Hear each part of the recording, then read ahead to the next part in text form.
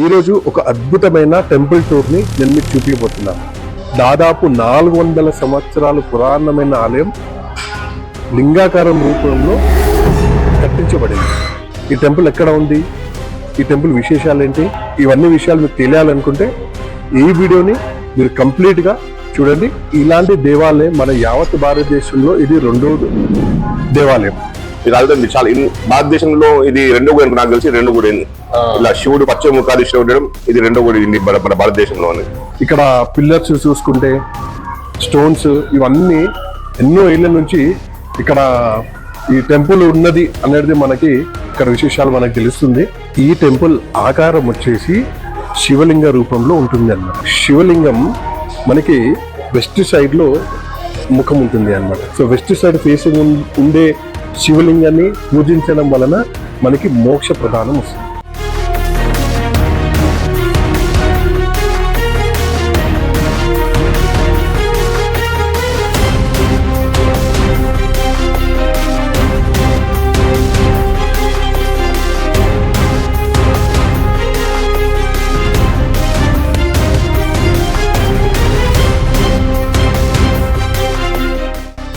And చూసే ముందు మీరు ఒక లైక్ చేయండి, వీడియో నచ్చితే సబ్స్క్రైబ్ చేసుకోండి.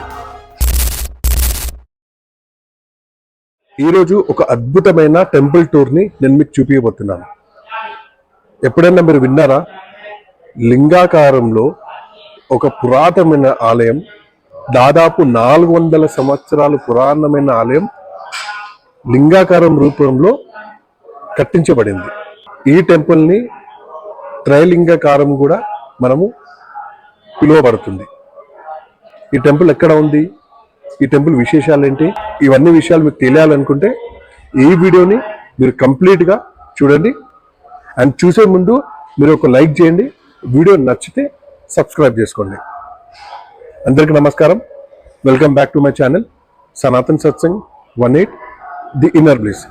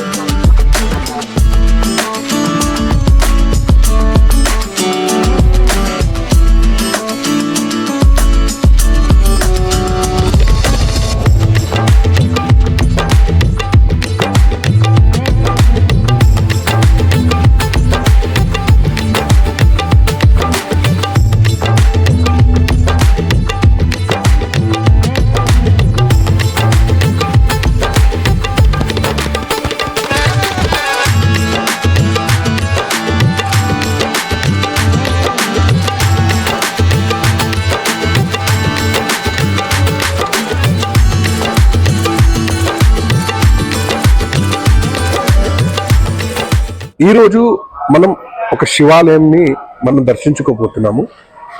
ఇంతకుముందు నేను చెప్పినట్టుగా ఇది అతి పురాతనమైన దేవాలయం. అలాగే ఇలాంటి దేవాలయం మన యావత్ భారతదేశంలో ఇది రెండో దేవాలయం. సో నేను రెండో దేవాలయం ఎందుకు అంటున్నా అంటే, ఈ కట్టడం ఎలా ఉంది అంటే శివలింగ రూపంలోనే ఈ దేవాలయాన్ని కట్టించబడింది.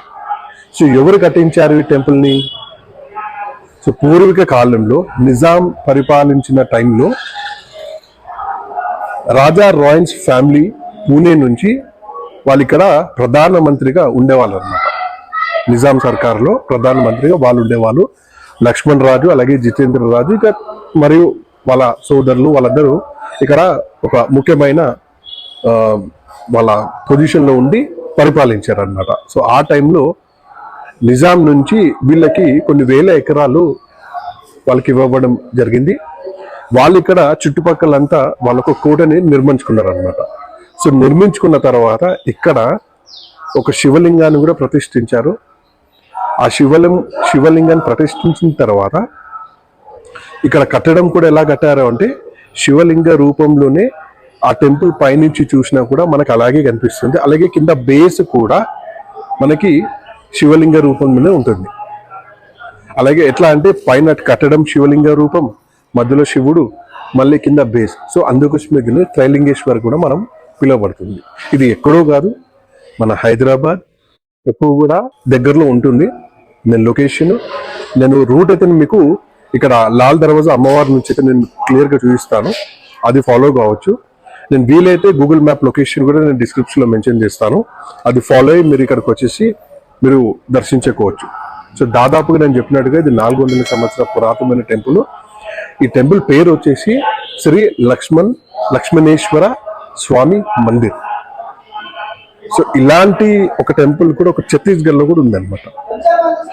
సో చాలా పురాతనమైనది. ఇంకా ఇక్కడ మనము ఇక్కడ పంతులు గారిని, ఇక్కడ చైర్మన్ దామోదర్ రెడ్డి గారిని అన్ని విశేషాలు అడిగి మనం అన్ని విశేషాలు తెలుసుకుందాము. ఇక్కడ ఉపాలయాలు ఏమున్నాయి అవన్నీ విషయాలు వెళ్తూనే మనం తెలుసుకుందాము. అండ్ ఈ వీడియో మీకు నచ్చినట్లయితే వీడియో స్టార్ట్ చేసే ముందు లైక్ చేయండి, ఈ కంప్లీట్ వీడియో చూడండి, నచ్చితే సబ్స్క్రైబ్ చేసుకోండి. ఇప్పుడు వెళ్ళి ఎన్ని ఉపాలయాలు ఉన్నాయి అని మనము దర్శించుకుందాము, రండి.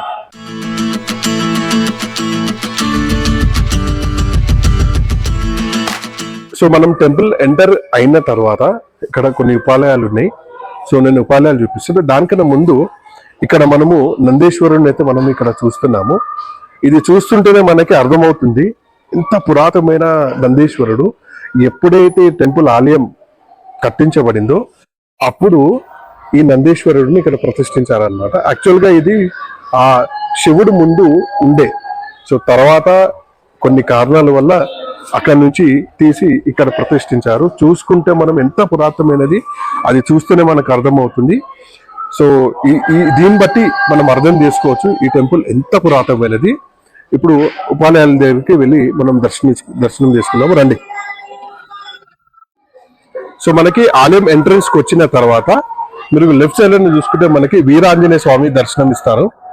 సో మీరు ఇక్కడ దర్శనం చేసుకుని స్వామివారి దర్శనం చేసుకోవచ్చు, లేదంటే వేరే ఉపాలయాలు కూడా దర్శనం చేసుకుని ఇక్కడ స్వామి దర్శనం చేసుకుని ఫైనల్ గా మనకి శివుడు దర్శనం కూడా చేసుకోవచ్చు. సో ఇక్కడ మనకి వీరాంజనేయ స్వామి దర్శనం ఇస్తున్నారు, వెళ్ళి దర్శనం చేసుకుందాం.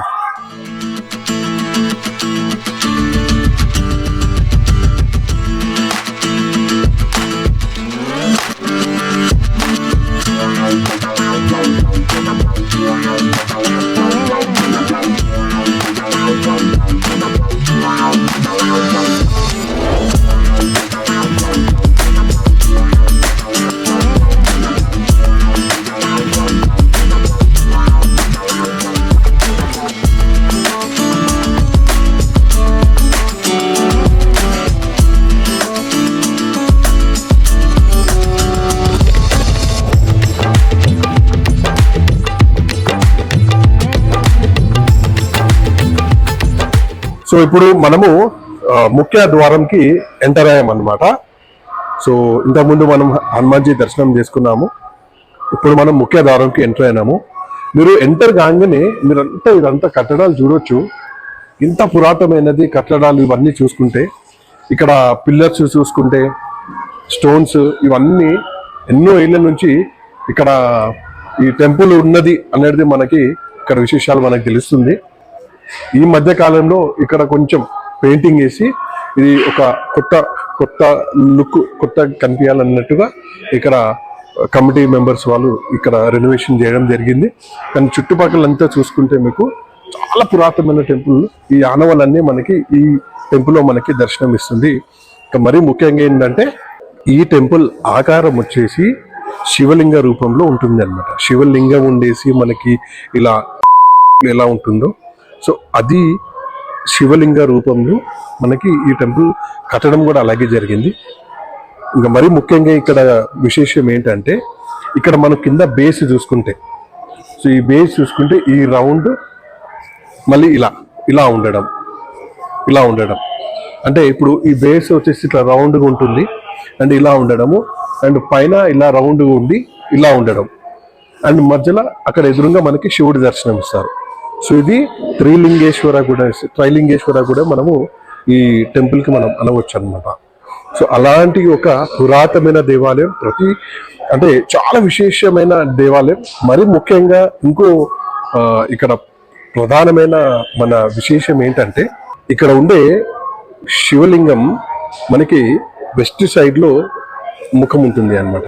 అంటే సద్యోజాత ముఖ వైపు ఉండి ఇక్కడ శివలింగం మనకి దర్శనమిస్తారు. అంటే ఆ శివుడు వెస్ట్ సైడ్ ఫేసింగ్ ఉంటుంది.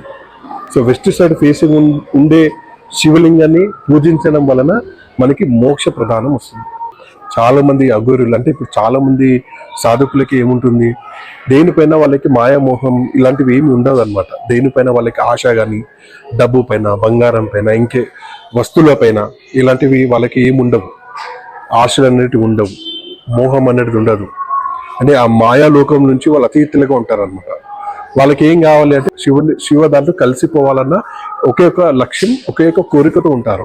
సో అలాంటి భక్తులు ఎవరైనా అఘోరి కావచ్చు, సాధువులు కావచ్చు, మానవులు ఎవరైనా అనుకుంటే వెస్ట్ సైడ్ ఫేసింగ్ ఉన్న లింగాన్ని పూజించాలి.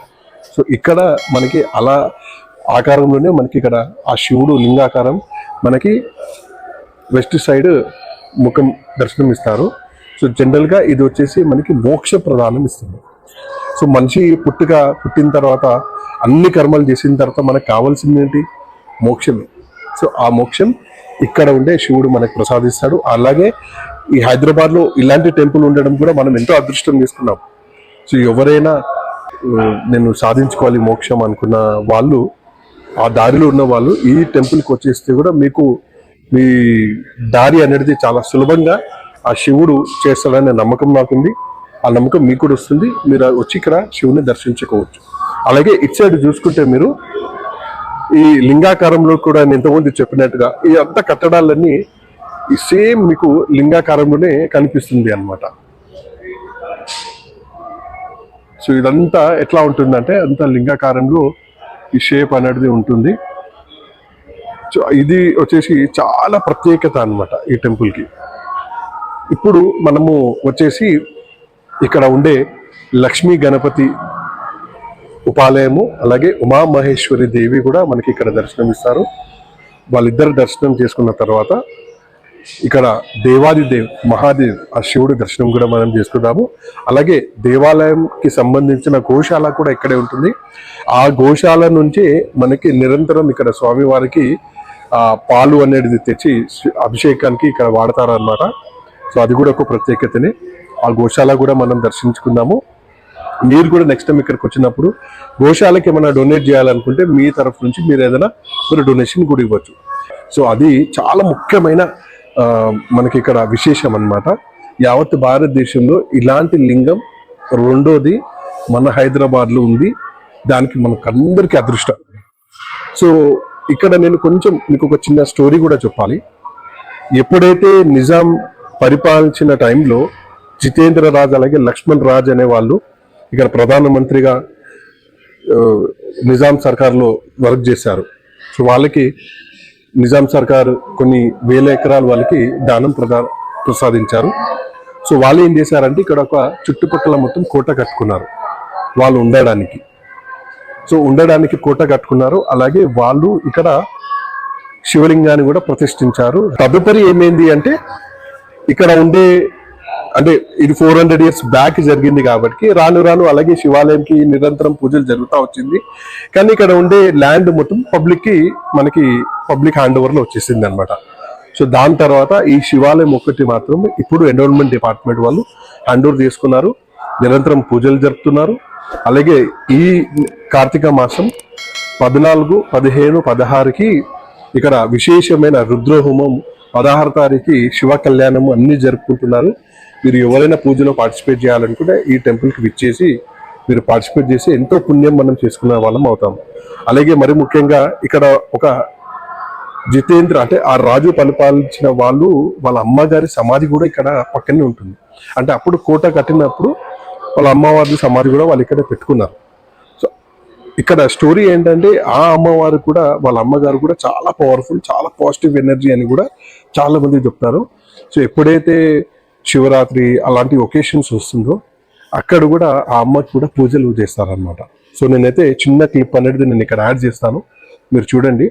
సో అక్కడ పూజ చేసిన తర్వాత ఇక్కడికి స్వామివారికి కూడా పూజ చేస్తారనమాట. సో అప్పటి నుంచి ఈ టెంపుల్ అనేది నిరంతరం ఇక్కడ స్వామివారి పూజలు అందుకుంటున్నారు. చాలా విశేషమైనది. అండ్ మీకు ఈ వీడియో నచ్చితే ప్లీజ్ సబ్స్క్రైబ్ చేసుకోండి మా ఛానల్ని. ఇలాంటి వీడియోస్ చాలా ప్లేలిస్ట్ ఆల్రెడీ ఉన్నాయి. మీరు ఇంట్రెస్టెడ్ ఉంటే ప్లేలిస్ట్ వెళ్ళి అన్ని టెంపుల్ చూడండి. మీకు నచ్చితేనే సబ్స్క్రైబ్ చేసుకోండి. సబ్స్క్రైబ్ చేసుకున్న తర్వాత అక్కడితో ఆగొద్దు, మీరు షేర్ కూడా చేయాలి. 10 మందికి తెలియాలి మనకి హైదరాబాద్ ఇలాంటి టెంపుల్స్ కూడా ఉన్నాయని మీరు షేర్ చేయాలి. ఆ బాధ్యత మీరు తీసుకోవాలి. లైక్ చేయడం మర్చిపోవద్దు. ఇప్పుడు వెళ్ళి మనము లక్ష్మీ గణపతిని దర్శనం చేసుకుందాం రండి.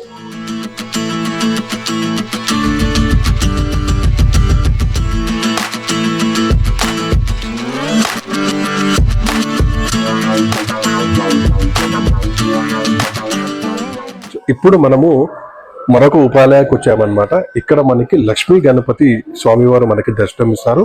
సో మీరు చూసుకుంటే ఇక్కడ లక్ష్మీ గణపతి స్వామివారు మనకి ఇక్కడ దర్శనం ఇస్తారు. సో మీరు అందరు కూడా దర్శనం చేసుకోవచ్చు.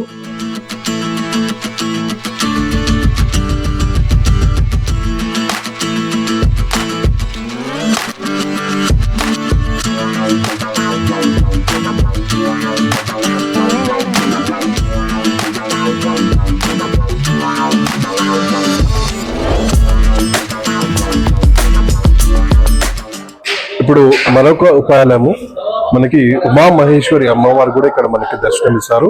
మనం దర్శనం తీసుకుందాము.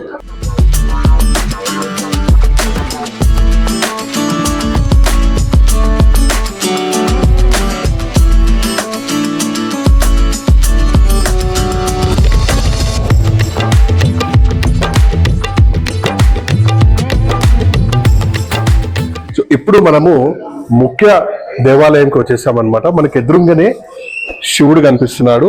ఇంతకుముందు నేను చెప్పినట్టుగా మనకి వెస్ట్ ఫేసింగ్ అనే లింగం అనేది యావత్ భారతదేశంలోనే 2 టెంపుల్. సో మనం ఎంత అదృష్టం చేసుకుంటున్నాము అంటే అది నేను మాటలో చెప్పలేనిది. అట్లాంటి అదృష్టము నేను డైరెక్ట్ గా మీకు వీడియో రూపంలో చూపిస్తున్నాను. మీకు తర్వాత ఈ వీడియో చూసిన తర్వాత మీరు ఇంట్రెస్టెడ్ అనుకుంటే టెంపుల్ కి డెఫినెట్ గా విజిట్ చేసి స్వామివారి ఆశీర్వాదం తీసుకోండి. అండ్ ఇక్కడ మీరు చూసుకుంటే మనకి చాలా అరువుగా మనకి శివాలయంలో ద్వారపాలకులు మనకి దర్శనం ఇస్తారు. కానీ ఈ టెంపుల్లో కూడా అలాంటి మన దృశ్యాలను చూడబోతున్నాము. ఇక్కడ చూసుకుంటే మనకి కుడివైపుగానే ఎడమవైపుగానే అని మనకి ద్వారపాలకులు ఉన్నారు. శృంగి భృంగి అన్నమాట. సో మనకి వైష్ణవ దేవాలయాల్లో మనకి జయ విజయ ఎలా ఉంటారో సో అట్లా ఇక్కడ శివాలయంకి శృంగి భృంగి అనే ద్వారపాలకులు కూడా మనకి ఇక్కడ దర్శనమిస్తున్నారు. మరి ఎదురుగా చూసుకుంటే ఆ దేవాదిదేవ్ మహాదేవ్ శివుడు దర్శనం అయితే మనం చేసుకుంటున్నాము. అందరూ చూసి దర్శనం చేసి తరించండి. ఓం నమః శివాయ.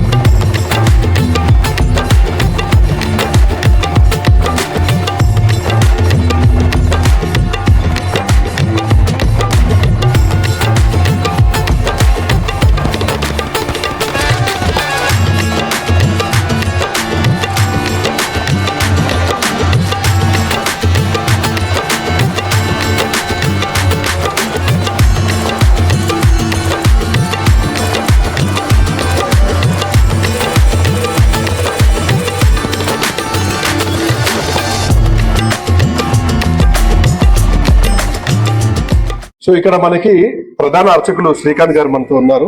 ఈ టెంపుల్ విశేషాలు ఏంటి అన్ని వివరిస్తారు. ఎంత పురాతనమైనది అన్ని విశేషాలు శ్రీకాంత్ గారిని అడిగి మనం తెలుసుకుందాము. నమస్కారం శ్రీకాంత్ గారు.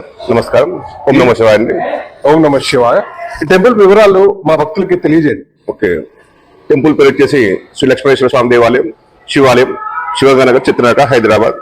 ఈ టెంపుల్ వచ్చేసి 1820లో రెవెన్యూ డిపార్ట్మెంట్ లో ఉన్నటువంటి శ్రీ రాజారాయ్ లక్ష్మణ్ బహదూర్ గారిచే 1820 సంవత్సరంలో ఈ మందిరం నిర్మించబడింది. ఈ మందిరం వచ్చేసి లింగాకార రూపంలో ఈ మందిరం నిర్మించబడింది. ఈ మందిరంలో శివుడు పశ్చిమోకాదీశుడే మనకి తన దీవెన అందిస్తున్నాడు.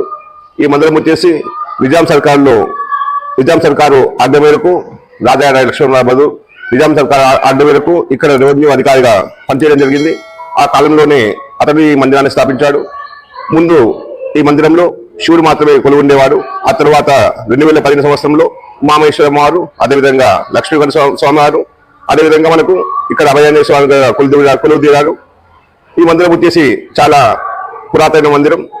ఇప్పుడు ఇక్కడ నేను గమనించింది ఏంటంటే ఇది వెస్ట్ సైడ్ పశ్చిమ ముఖం పడమర దిక్కు అనేది స్వామివారి ముఖ చిత్రం ఇక్కడ ఇచ్చాడు.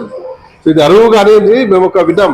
ఇది అదండి చాలా భారతదేశంలో ఇది రెండో గుడి నాకు తెలిసి రెండో గుడి ఇలా శివుడు పశ్చిమ ముఖాదీశుడు ఉండడం ఇది రెండో గుడి మన భారతదేశంలోని. అలాగే ఇక్కడ వచ్చేసి శివరాత్రి చాలా వైభవంగా జరుగుతుంది. అదేవిధంగా కార్తీక మాసంలో శివపార్వతుల కళ్యాణం మరియు అమ్మవారి నవరాత్రులు కూడా ఇక్కడ చాలా బాగా జరుగుతాయండి. ఇప్పుడు రాబోయే 14, 15, 16 తారీఖుల కార్యక్రమాలు ఏం కార్యక్రమాలు ఇక్కడ స్పెషల్ గా జరగబోతుంది? కార్తీక మాసం మనం సందర్భించుకుని కార్తీక మాసంలో భాగంగా మనం ప్రతి సంవత్సరం కార్తీక మాసంలో వార్షికోత్సవం నిర్వహించుకుంటాం. ఆ సందర్భంగా ఈ సంవత్సరం కూడా 14, 15, 16 అనగా శుక్రవారం, శనివారం, ఆదివారం ఈ కార్తీక మాసం సందర్భంగా మనం ఆలయంలో వార్షికోత్సవం నిర్వహించుకుంటున్నాం. ఈ వార్షికోత్సవం సందర్భంగా ఆలయంలో ధ్వజారోహణం అంటే మనం ఎందుకు చేస్తామంటే ఈ ఆలయంలో ఉత్సవాలు జరుగుతున్నాయని అన్ని దేవులకు ఆహ్వానం పంపడే ఈ ధ్వజారోహణ అంతర్యం. ఆ ధ్వజారోహణం నిర్వహించి ఆ తర్వాత స్వామివార్లకు అభిషేకాన్ని నిర్వహించి ఆ తర్వాత రుద్రహోమం 16వ తేదీకి శ్రీ శివపార్వతుల కళ్యాణ కార్యక్రమం నిర్వహించబడుతుంది ఆలయంలో. అంటే ఇప్పుడు ఎవరైనా భక్తులు ఇక్కడికి టెంపుల్ కి విచ్చేయచ్చు కదా? అంటే ఇప్పుడు పూజలో పార్టిసిపేట్ చేయాలంటే వాళ్ళ డబ్బులు చెల్లించాల్సి వస్తుందా, లేకపోతే వచ్చి భక్తులు పార్టిసిపేట్ కొంత రుసుము పెట్టారండి ఆ పూజలో కళ్యాణంలో పాల్గొనే దంపతులకి? కళ్యాణం వీక్షడానికి చాలా భక్తులు రావచ్చండి. కళ్యాణంలో పాల్గొనే దంపతులు మాత్రం కొంత రుసుము చెల్లించాల్సి ఉంటుంది. మిగతా భక్తులకు కళ్యాణ వీక్షణ అవకాశం ఉచితంగానే ఉంటుంది. అన్నప్రసాదం ఉంది. కళ్యాణం తర్వాత మన కళ్యాణ మండపం మైదానం కూడా ఉంది. అక్కడ అందరూ అన్నప్రసన్న కార్యక్రమం నిర్వహించబడుతుంది. అదేవిధంగా ప్రతి నెల పౌర్ణమి రోజున ఆలయంలో సామూహిక సత్యనారాయణ కార్యక్రమం, ఆ తర్వాత అన్నదాన కార్యక్రమం, ప్రతి అమావాస్య రోజున స్వామివారికి రుద్రాభిషేకం, ఆ తర్వాత అన్నదాన కార్యక్రమం. ప్రతి నెలలో 2 సార్లు ఖచ్చితంగా ఆలయంలో అన్నదాన కార్యక్రమం. ఇంకోటి స్వామీజీ, ఇక్కడ మేము ఈ టెంపుల్ కట్టించిన అమ్మవారి ఇక్కడ సమాధి కూడా ఉందంటే దాని ప్రత్యేకత ఏమైనా ఉందా? ఇక్కడ కట్టించిన రాజారాయ లక్ష్మణ్ బహదూర్ వారి సతీమణి అయినటువంటి దాసి యొక్క భర్త నిర్మించబడింది. ఆమె రాజు చనిపోయిన తర్వాత ఆమె స్వామివారి యొక్క సేవ చేస్తూ మరణించుండగా అప్పుడు ఇక్కడ ఉన్న ప్రజలు ఆమెను అక్కడ సమాధి చేశారని ఆ వార్తలు కూడా కథనంలో ఉన్నాయి. शिव जी की सेवा करती रही। तो उसकी मृत्यु होने के बाद वहाँ उसकी समाधि बनाई అక్కడ పెట్టేశారు సమాధి. అంటే అంతేగాని అంటే ఇంకేమన్నా ప్రత్యేకత సమాధికి ఉందా? సమాధి కంటే ఇక అప్పట్లో సేవ చేసే వాళ్ళు చాలా మానవులని మనం కోరుకుంటూ వస్తున్నాం. అందుకే ఏ ఉత్సవాలైనా ముందు అక్కడ పూజ చేసిన తర్వాత ఆలయంలో పూజ చేసుకుని ఒక ఆనవాయితీగా రావడం జరుగుతుంది. ఈ ఆనవాయితీని మేము కూడా పాటిస్తూ వస్తున్నాం. ఎందుకంటే మన పెద్దలు చెప్పింది వినాలి కాబట్టి మన పెద్దలు ఎలా చేస్తారో ఆ ప్రకారమే ఇక్కడ ఆలయంలో అదే సాంప్రదాయం పాటిస్తూ. समाधि बड़ी पावरफुल है, किसी का सर दर्द करता हो तेरी मान ले समाधि की तो सर ठीक हो जाता है. అక్కడ కూడా చాలా పవర్ఫుల్.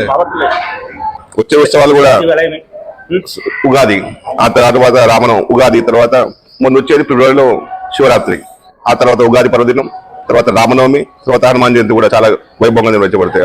అన్ని పండుగలు కూడా शिव पार्वती का कल्याण होता है और ये शिवरात्रि में भी शिव पार्वती का कल्याण होता है, कार्तिक मास में भी शिव पार्वती का कल्याण होता है. ये साल में 3 बार होते हैं. అచ్చా, ఇప్పుడు ఒక విషయం శ్రీకాంత్ గారు, ఇప్పుడు మీరు ఎప్పుడు ఇక్కడ స్వామివారి సేవలో ఉంటారు, నిరంతరం ఎప్పుడు స్వామివారిని స్మరిస్తూ ఆయనే పేరే జపం చేస్తూ ఆయనే దాంట్లోనే ఎప్పుడు ఉంటారు. మీకు ఎప్పుడైనా గర్భగుడిలో స్వామివారిది స్పర్శించారా? ఎప్పుడైనా స్వామివారి ఇట్లా మీకు ఉన్నట్టుగా ఉంటే తెలుస్తుంది కదా, సమ్ ఆరా అనేది మనకు తెలుసు. ఎప్పుడైనా అట్లాంటి ఎక్స్పీరియన్స్ జరిగిందా? ఎక్స్పీరియన్స్ ఏంటంటే మనం గుళ్ళోకి వస్తే అంటే గుళ్ళో గర్భంలో కూర్చుంటే బయట ఉన్న టెన్షన్ మర్చిపోతాం అండి. అసలు బయట ఉన్న టెన్షన్ మర్చిపోతాం. మన గుళ్ళో ఉంటే మన గుడి మాత్రం గుర్తొస్తుంది, స్వామివారి యొక్క నామం మాత్రం గుర్తొస్తుంది. అదొక్క టెన్షన్స్ అన్ని మిగతా ఇక బయట ఉన్న టెన్షన్లు మనకున్న టెన్షన్లు అన్ని వెళ్ళిపోతాయి. గుళ్ళకి వస్తే మాత్రం గర్భగుళ్ళు వచ్చినా మాత్రం ఇక మనకు సర్ది ఉన్నా జ్వరం ఉన్నా అది ఉన్నా ఏమున్నా మా మంటలు చదువుతుంటే ఆటోమేటిక్ తెలియకుండానే మనకు మామూలుగా ఫస్ట్ కొంచెం కొసేపు ఉంటుంది. ఒక 5 minutes స్వామినామస్మరణ చేయగానే మనకు తెలియకుండానే మంటలు గట్టిగా పట్టించుకుంటూ వెళ్ళిపోతుంటాం. అదొక మహిమ మాత్రం చాలా బాగుందండి ఇక్కడ. మనకి ఎంత సర్ది ఉన్నా జ్వరం వచ్చినా కొసేపు గుళ్ళు మనం ఉంటాం, కొసేపు 5 minutes వచ్చి గుళ్ళో కూర్చొని కొంచెం మంటలు చదివేసరికి అది వెళ్ళిపోతుంది కాదు. మనం మెల్లమెల్ల నెమ్మదిగా శివుడు మహిమ అది. మహిమ 2017 17 से इधर है, 2017 से यहाँ है, 2025 चल रहा है, 8 साल हो रहे हैं, 8 साल हो रहे हैं। तो 5000 में यूं काम कर रहे हैं, 3000 में मैं काम कर रहा हूँ, केवल भगवान के आश्रित मन के हैं। क्या चलता है जीवन, लेकिन उसके आश्रय में हैं तो हो सकता है भगवान कहीं ना कहीं से सही है, सब भला होगा। भगवान शिव सबको आशा में बैठे हैं, एक न एक दिन सफलता जरूर मिलेगी। డెఫినెట్లీ వెళ్తా. థ్యాంక్ యూ శ్రీకాంత్ గారు, అన్ని వివరాలు మాకు తెలియజేసినందుకు thank you so much. So ఇంతకుముందు చెప్పినట్టుగా ఈ ఆలయంకి సంబంధించిన గోశాల కూడా ఇక్కడ మనకి కనిపిస్తుంది. ఇదంతా టెంపుల్ ఆదివారంలోనే ఉంటుంది అన్నమాట. సో ఇక్కడ స్వామివారికి అభిషేకం చేసే పాలు కూడా ఇక్కడ డైరెక్ట్ గా స్వచ్ఛమైన పాలు గోశాల నుంచి, ఆ గోమాత నుంచి వచ్చిన పాలతోని స్వామివారికి అభిషేకం చేస్తుంది. మీరు చూసుకుంటే ఇక్కడ చాలా ఆవులని ఇక్కడ పెంచుతున్నారు. ఇదంతా దేవాశాఖ అంటే ఇక్కడ ఉండే దేవాలయం అధికారులే ఇదంతా మెయింటెనెన్స్ అంతా చేస్తున్నారు. సో చాలా ఆవులు ఉన్నాయి ఇక్కడ. సో స్వామివారికి అయితే మంచిగా నిత్యం అభిషేకం ఇలాంటి స్వచ్ఛమైన పాలతో చేయడం అనేది ఒక మంచి విశేషం కూడా. సో ఎందుకంటే ఈ మధ్యన మనం చాలా విన్నాము, డైరీ ఫార్మ్స్ లో పాలు అనేది చాలా కల్తీలు, ఇంజెక్షన్ ఇచ్చి పాలు తీయడము ఇలాంటివన్నీ జరుగుతున్నాయి. కానీ ఇక్కడ ఈ ఆలయంలో అయితే గోశాల ఉంది కాబట్టి స్వామివారి అభిషేకంకి ఎటువంటి దోకా లేదు అన్నమాట. సో టెంపుల్ గురించి మీకు అన్ని నేనైతే ఈ టూర్లో మీకు అన్ని వివరించినాను. ఈ వీడియో మీకు నచ్చినట్టయితే ప్లీజ్ లైక్, షేర్, సబ్స్క్రైబ్ చేయండి to Sanatan satsang 18 the inner bliss. మరొక వీడియోతో మళ్ళీ కలుసుకుందాము. అంతవరకు సెలవు. Thank you.